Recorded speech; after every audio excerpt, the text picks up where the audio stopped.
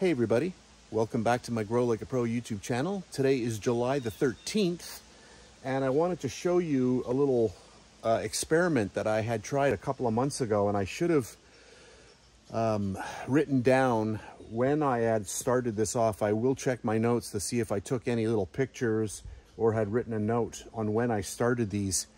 But these plants right here, there are 3 of them here. These all started using a tomato that I got at the grocery store. I had taken a slice off the tomato, and all I did was I took all of the little seeds out, and then I just washed them underneath the tap, and I took those and I started them in a little paper towel like you've seen in a lot of my videos. And then once they started to germinate, I put them into little pods, and then I planted them here. You can see that the stems are not doing super well, even though they were in sunlight the whole time. They're very, very leggy, which means they're very thin for the amount, for the height of the plant.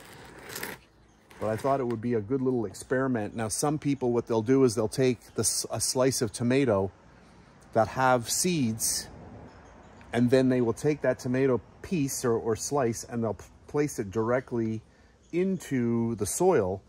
And sometimes that will have a little bit of bacteria happening, and you might not have great success. So the better way to do it is to wash off the flesh of that tomato slice and just use the seeds.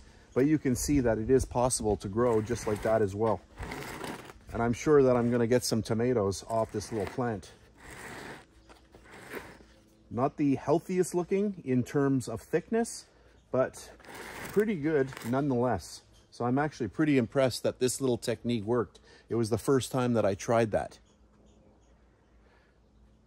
So that's it, a really fast video. I hope you enjoyed it. If you did, please give me a thumbs up, subscribe if you wish. And if you like to bake, you can also check me out on my baking channel. I have just over 600,000 people on my YouTube channel, Bake Like a Pro. I'll put a link to that underneath this video if you're interested in baking.